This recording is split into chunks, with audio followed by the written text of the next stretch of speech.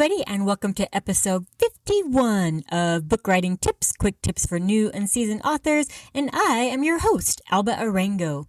In today's episode, I want to go over some effective ways and some not so effective ways to weave backstory into your story. Because let's face it, sometimes it is essential for the reader to know a little bit of your main character's backstory to kind of understand what's going on.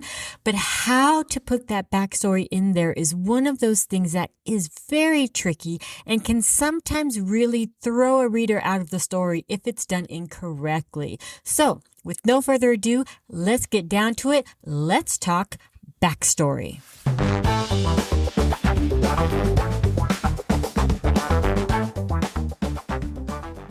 Alrighty then, today's episode will be in two parts as always. In part one, I'm going to go over some of the don'ts, things that agents and publishers and readers kind of frown upon when authors use these methods as the way to weave in backstory. And then in part two, I want to talk about the do's, the way that are effective and that readers, agents, and publishers like to see when authors decide to add backstory to the story. So let's get down to it. Part one, what are some of the big no-nos when weaving in backstory? First of all, it's probably the one that's the most obvious, and yet when you are the writer, sometimes you don't notice it, and sometimes your beta readers are like, oh, dude. And that is using way too long of exposition to do the backstory. Now, the problem with writing really long exposition, especially at the beginning, if you do this at the beginning of the book, and I get it, it's tempting because you really want the reader to know like what has happened to this character that has put them in the situation they're in at the beginning of your book. But the thing is, that's just not the way to do it. I mean, think about when you first meet someone. And they're going on and on and on about their life story. And then this happened, and then this happened, and then this happened, and then this happened. And there's like nothing else. You're not having a conversation. It's just them giving you literally their backstory. Well, after about, 5 or 10 or 15 minutes of this, you as a person are like, oh my God, this is so boring. And that is exactly what you don't want your reader to do, to ever be like, ugh, I can't believe this. Is she ever going to get to the story? So a lot of exposition takes your reader out of the current story, and that is something you absolutely don't want. So long exposition absolutely belongs nowhere in your book. And I know it's tempting at the beginning, but that is the place where most new authors actually foul up on this because they want the reader to know the backstory like up front so they kind of get why the reader is doing what they're doing. But that's not the way to do it right. That will just turn your reader off. And think about yourself as a reader. That is not what you want to see at the beginning of a book, is suddenly this long backstory. So that's one, no. A second one, okay, flashbacks. And I'm not saying flashbacks are bad because they're not. They're actually going to be on my do part of this in part two. The problem that a lot of authors, myself included, have done when writing flashback scenes is that they're too long. They're just too long. Anytime you have a flashback, even a short flashback, it takes the reader out of the current story. So a flashback needs to serve a really good purpose for being there because you're taking the reader out of the story. But a short flashback can be done well. And we're going to talk about that in part two. The problem is a lot of authors, especially new authors, they want to really fully tell the situation that happened in the past. And so they write this 12-page backstory, and that is just way too long. Now, the exception to this, of course, is going to be that if you are kind of writing a dual story book where you have one timeline that's current and then you have a second timeline that is this character's past, but it's woven throughout the book. So you have one chapter taking place in current day and then a second chapter that's in the past. And that is oftentimes done poorly, but it can be brilliant if done correctly. And if that is what your goal is, to write a dual timeline story, then my advice to you is to have literally an outline for each one. and a story arc for each one, and they should mirror each other. So wherever your character is in current day is where they should be in your backstory timeline. So think about if you're writing a story where this character was serving in Afghanistan. And that is a big part of what is going on with them today, mentally or emotionally, is they're dealing still with what happened to them in Afghanistan. Then what you want, if you're going to be going back and forth, is you want wherever your character is in their current story is going to be the same place in their story arc that they are in Afghanistan. So when your current timeline hits a struggle, then your backstory also needs to hit the struggle. And then when it's resolved in the current timeline, it needs to be resolved in the backstory. Now that is a way to use flashbacks as a major part of your story. But if you are not doing that and you're just using a long flashback to give some background information on this character, then you're not doing it right. You're taking your reader out of the current story and putting them someplace where they don't need to be for a long period of time. And we're going to get into writing flashbacks in an efficient way in part 2. But right now, let's move on to my next big no-no, and that is using, and I heard this used, unnatural dialogue as the way to describe it, and I love that, and I don't remember where I saw that. That is the perfect description of this. And that is when dialogue isn't bad. We're going to talk about dialogue as a great tool. Unnatural dialogue is bad. And what I mean by that is you have your character giving backstory in dialogue, which again is not a bad thing, but it is a bad thing when they're giving the story in dialogue to a character that already knows the story.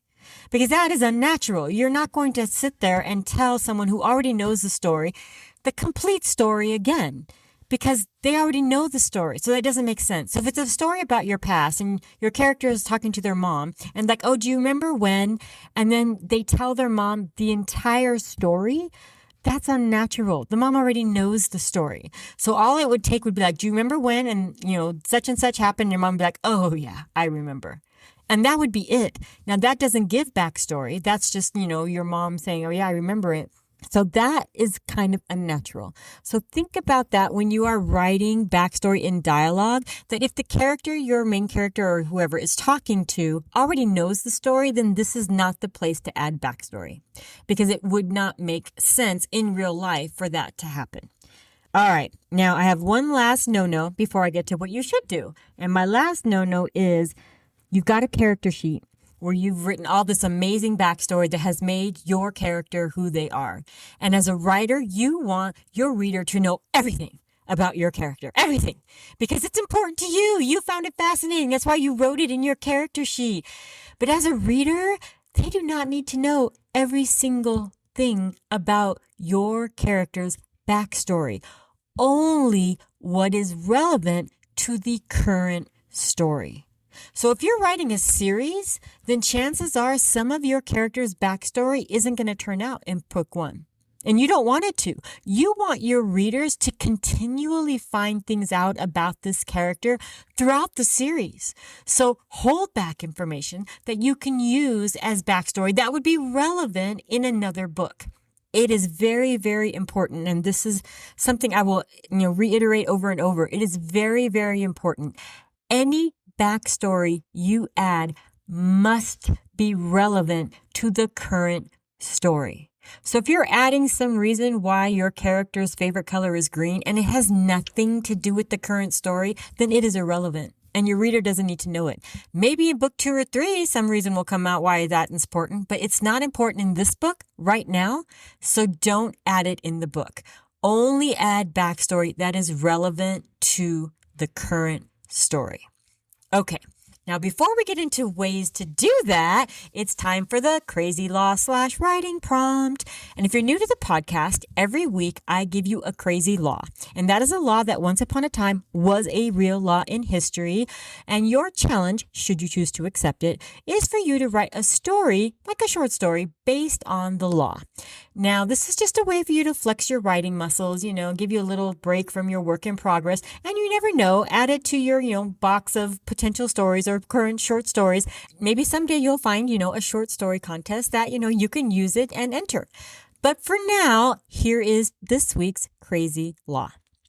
In Logansport, Indiana, an ordinance prohibits wheeling baby carriages on the sidewalks. Now, I don't know where you're supposed to wheel them. Are you supposed to wheel them on the street? I don't know. But what on earth happened that they felt like they had to make that a law? Anyways, that's your challenge, to make a short story about that. All right, but let's move on to what you are actually listening to in how to effectively weave backstory into your story. All right. I'm going to start with flashbacks, which I know I just talked about flashbacks being bad, but I'm not saying that flashbacks are bad. I'm saying long flashbacks are bad. Short flashbacks can be fantastic tools if they are short and there is a very good reason for them. And the best way to effectively do that is if something in the current storyline, conversation, or whatever triggers a memory to your character and they have that very short flashback. Because then it makes sense for them to have that flashback then because something just triggered it. So then when you're out of that very short flashback and then your character does this, it makes sense to your reader why your character just reacted this way and did this. Whereas if you didn't have that short flashback, maybe your reader wouldn't understand why your character just did this after that comment was made or after that incident happened. That is an effective tool when you use a flashback, is that you can take that moment where it triggers a memory and you just have that very short flashback. And then when they come back, that memory affects what the character does. That is how to effectively use flashbacks for backstory. And I love it because those are just very, very powerful insight into your story and into why the character reacted the way they did to that comment or to that situation. Okay, another effective way to weave backstory in, and you're going to laugh because it's dialogue, and I know I just talked about dialogue, but I talked about unnatural dialogue, when your character is revealing a story or backstory to a character that already knows it, which is something that would not really happen in real life. But what does happen in real life is when two characters who maybe don't know each other very well, and the one character is now revealing, your main character is revealing something about themselves to this character that that character didn't know and that your reader doesn't know. And that becomes a very powerful tool to use it. Now remember, it does need to be something that makes sense in the conversation they are having. So let me give you an example. You have a couple that's, starting to get to know each other. They're on a second or third or fourth, maybe even first date. And your main character has been gripping with, there is a reason why they're like this. There's a reason for this. Am I ready? And this could be an internal conflict that your character is having. Like, am I ready to reveal this part of my past to this person? Now, this should be something that your reader doesn't already know. Because that is the powerful tool of using dialogue as flashback, is that your character can then reveal to this other character something about their past to help explain who they are right now and what's going on with them. And revealing it to this character is also revealing it to your reader. And that is what makes this so powerful, because you can do this throughout the entire book. Like each time they meet for coffee or each, second or third date, they reveal a little bit more about their past to this person, which is something that would happen in real life. And at the same time, your reader is learning it at the same time that this other character is. And that is such a wonderful way to add depth to your characters spread throughout the book. Now, there are other ways that you can add backstory without really revealing backstory, but kind of a subtle backstory. And you're like, I have no idea what you're talking about, Alba, but let me explain. So, your character is talking to her sister or whatever, and sister says, okay, I'm going to be there, at 2:00. And your character's like, okay, try not to be late. And that already says a lot about that other character, because we already know clearly that other character has been late before. We don't need to know the specifics about it, but that is a way to show character development. That is a way to add backstory, being very, very subtle. And yet you can tell your main character is annoyed and that the other character is obviously late often or has been late often in the past. And that's a great tool. That subtle backstory, that subtle character development is something you should probably try to include in all of your books because it's very, very cool. All right, one last note, and that is this. Timing is everything in backstory. It needs to be put at the right time, in the right conversation, in the right memory triggered at the right time in your book. And it is not a race. You do not need to have all of your characters' backstory done by the end of chapter 5 or by the middle of the book. The best stories, and think about them, are things where you find out things about your main character throughout the entire book. And this is known in the industry as backstory drip. And that is the perfect analogy for it. You drip the backstory in throughout the book. You do not need to have all of it up front. It should come out in the moments it is needed. And if it's not needed, then it doesn't belong in your book. And again, if you're planning on a series or a trilogy or a two-part book, then save some backstory for the second book and for elements of the second book that are unique and that your character's backstory influences those triggers, those moments. So think about that as you are writing your story. Some authors I know actually write like their current story and then add the backstory later so that they can drip it in and find the moments where it is most effective in revealing to the reader. Okay, that's all for now. I hope you enjoyed it. If you did, please be sure to like the episode, like the podcast, give it a rating if you haven't done that. If you have any suggestions for future podcast episodes, let me know.